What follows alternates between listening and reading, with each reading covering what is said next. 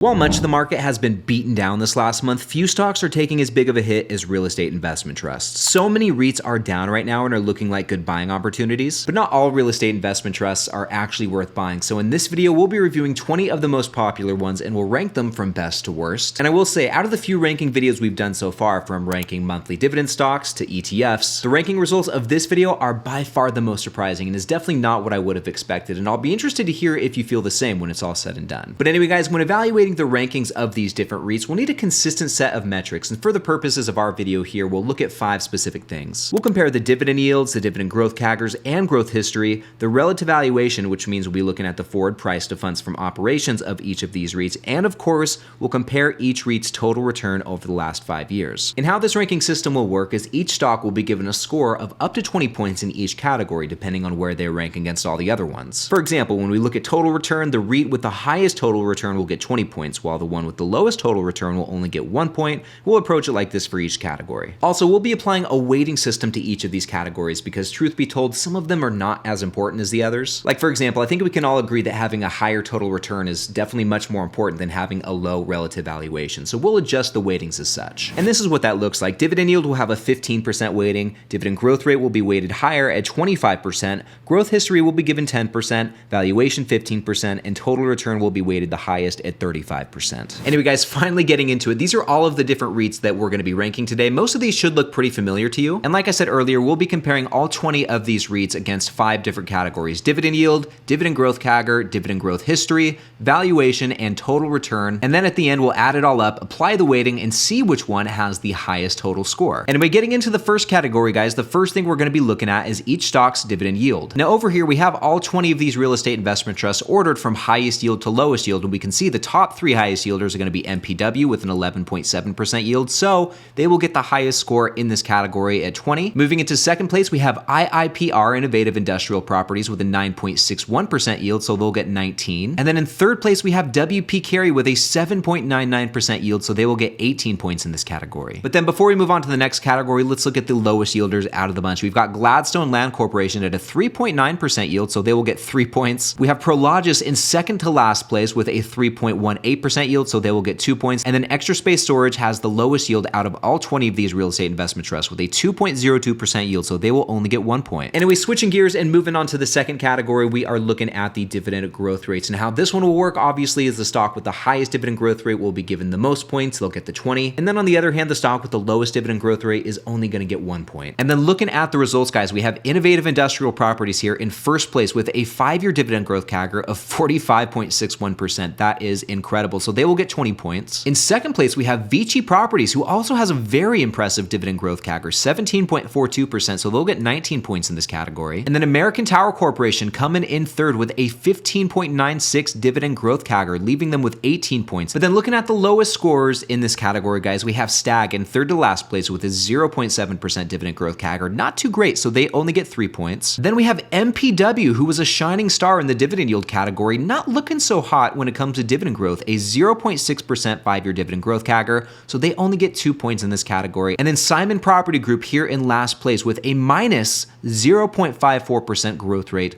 over the last 5 years, so they only get 1 point. I was tempted to give them like 0 points because this is not good, but we'll give them 1. Now, if we go back over to the totals, just seeing how the results are looking so far, it looks like IIPR is in first place with a weighted score of 7.85. They scored really high in the dividend yield category, and they were the top dog in the dividend growth category. In second place, we have Vici Properties coming in at about 6.5 for their total score, and the dividend yield kind of middle of the road, not too bad, but the growth CAGR was very high in second place. And then we have CCI, Crown Castle, in third with a pretty decent dividend yield. I mean, they got 15 points in that category, and the dividend growth rate, not too bad either, 13, which leaves them with exactly 5.5 for their total score. Now, looking at the bottom of the bunch, SPG is in third to last. We have Stag in second to last here, not doing too hot in either category. Then we have Land, Gladstone Land Corporation, who also did not perform very well in these first 2 categories. But let's see what the rest of these categories bring. It's early enough that it's still really anybody's game. Anyway, moving on to the third category, this is the dividend growth history, and this is the lowest weighted category out of the bunch, only a 10% weighting. And at the very top of this list, we have Federal Realty Investment Trust with a 54-year dividend growth streak. They're the only dividend king out of all of these real estate investment trusts. But anyway, they're the top dog in this category, so they'll get a score of 20. And then in second place with a 32-year dividend growth streak, we have NNN. So they'll be given a score score of 19. And then in third place, we have the darling of the real estate investment trust sector, Realty Income, with a 29-year dividend growth streak, leaving them with 18 points. And as we make our way down the line here, we can see, guys, that there's quite a few real estate investment trusts that have the same dividend growth histories, like ARE, Cube, and MAA all have 12 years of growth, and AMT, MPW, and STAG all have 10 years of growth. So in these instances, I just gave them the same score, which is why as we go all the way down to the bottom here, the lowest scores in this category are 876 instead of 321. But anyway, looking at which REITs are in these positions, we have ADC, which is third to last. They only have a 3-year dividend growth streak, so they get 8 points. We have SPG, who only has a 1-year dividend growth history, so they get 7 points. And then Extra Space Storage has not grown their dividend for any consecutive years, so they get 6 points. And admittedly, the system is probably not perfect. There may be a better way to do this, so if you guys have any suggestions on that, let me know in the comments. And then going back to the totals, looking at the scores so far, we still have Innovative Industrial Properties in first place with a total score so far of 8.85. We have Vici in second place with a total score of 7.45. And we have CubeSmart in third place with a 6.75, with Crown Castle trailing right behind it, not too far behind it at all. And then at the very bottom of the list, we have SPG third to last with a 3.35. Not great, Simon Property Group. We have Stag Industrial in second to last place. And we have Gladstone Land Corporation in last place with a 2.65. Now we still have 2 more categories to go. Valuation, which is weighted at 15%, and total return, which has the highest weighting at 35%. So it'll be interesting to see how these last 2 categories play out. Now taking a look at relative valuation, guys, which once again is weighted at 15%. For this, we are going to be looking at the forward P to FFO, which stands for forward price to funds from operations, which is essentially like the real estate investment trust equivalent of the PE ratio. Now how this category will work is kind of like the inverse of the rest of them. The stock with the lowest P to FFO is going to have the highest score, and the stock with the highest P to FFO is going to get the lowest score. And looking at the results, guys, we have MPW in first place with the lowest P to FFO of only 3.32. That is extremely low. So MPW will score very high and they'll get 20 points in this category. Next up, we have Kilroy Realty Corporation, one of my favorite real estate investment trusts, with a forward P to FFO of 6.58, which is also very low. So they'll get 19 points in this category. And we have Simon Property Group, surprisingly towards the top of the list. They have an 8.88 P to FFO, which means that they will be getting 18 points. And then looking at the bottom of the list, we have DLR with a pretty high forward P to FFO of 18.02, so they'll get 3 points. We have Prologis also looking decently expensive on a relative valuation basis at 19.58, so they will get 2 points. And then Gladstone Land Corporation, the most expensive on a relative basis out of the bunch, with a 22.29 P to FFO, so they only get 1 point in the valuation category. And then looking at the totals, once again, guys, we still have Innovative Industrial Properties in first place with a weighted score of 11.4. They are just crushing it. We have Vici Properties in second place, 2 points behind IIPR with a 9.4 total score. And then KRC coming into third place with an 8.75, with CCI trailing not too far behind them. And then at the bottom of the list, we have DLR third to last with a total score of 5.3. We have Stag in second to last place with 3.95, and then Gladstone Land Corporation at 2.8. And with that, guys, that leaves us with our last and most heavily weighted category, the total return, which we have weighted at 35% of the total score. And looking at the results, guys, IIPR in first place yet again with a 118.32% total return, which gives them the highest possible score in the highest weighted category. They get 20 points for this. And then in second place, we have Vici Properties, really not too far behind them at all. Still a very impressive total return over the last 5 years, 110.35%. And then Prologis PLD in third place with a 92.6% total return over the last 5 years, which gives them 18 points in this category. And then going all the way down to the bottom, guys, looking at the worst performers out of the bunch, it looks like we have 5 different stocks actually who saw negative returns over the last 5 years. But third to last,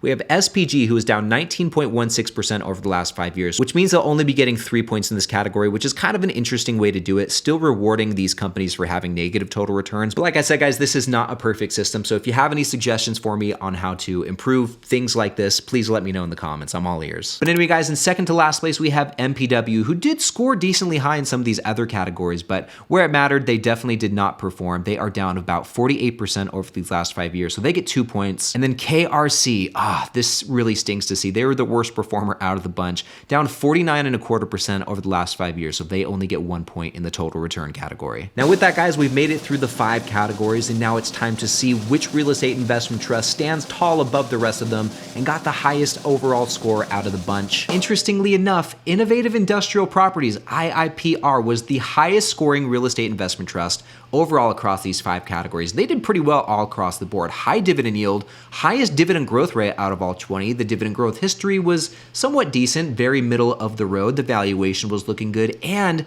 they had the highest total return over the last 5 years across all these different REITs. But anyway, this leaves them with a total score of 18.4, or if we look at it on a percentage basis, a 92%. Very nice. Anyway, in second place, we had Vici Properties, who scored well where it mattered. The dividend yield wasn't too bad, but the dividend growth CAGR, which we had weighted higher than the yield, was in second place. They had 19 points in this category. Dividend growth history, they were middle of the road, but this was one of the lower weighted categories. Valuation was looking okay, and then total return, they came in just behind IIPR, and as you guys know, this was the highest weighted category, so that leaves them with a total score of 16.05, or a B- grade, 80%, not too bad. And then in third place, guys, we ended up with CubeSmart, who didn't score the highest in any one particular category, but did pretty well where it mattered. I mean, their dividend growth CAGR was towards the top of the line, and their total return was really good as well, which leaves them with 13.9, or a C-, a 70% overall grade. So those were the three highest scoring REITs out of the bunch, and now let's look at the losers. Let's look at the ones with the lowest score out of the 20. In third to last place, we had Federal Realty Investment Trust, which had the longest dividend growth streak at it, I think 54 years if I remember correctly. But that's about it, guys. Everything else came in pretty weak. Not the highest yield, a pretty low dividend growth CAGR. Valuation was very middle of the road, and they had a pretty poor total return. But anyway, their total score was 7.75, which leaves them with a 39% overall grade. That's not great. Anyway, in second to last place, we had Gladstone Land Corporation, which really didn't do too hot in any one category. I mean, the dividend yield was very low, dividend growth CAGR was very low, and this was an important category. The growth history was one of their highest scoring categories, but this one didn't really matter too much, and they did have the highest P to FFO out of all 20 REITs. And then total return,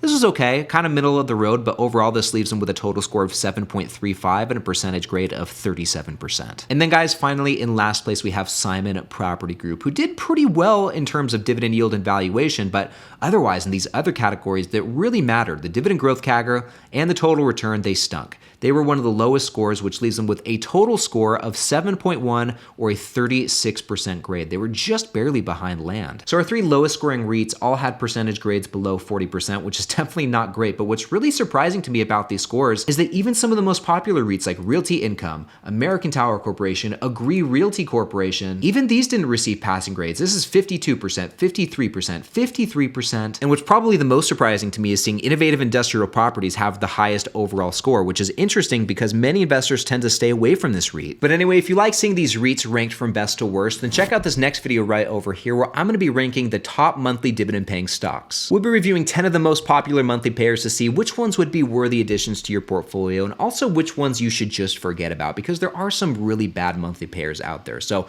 click right over here to check that out, and I'll see you in the next one.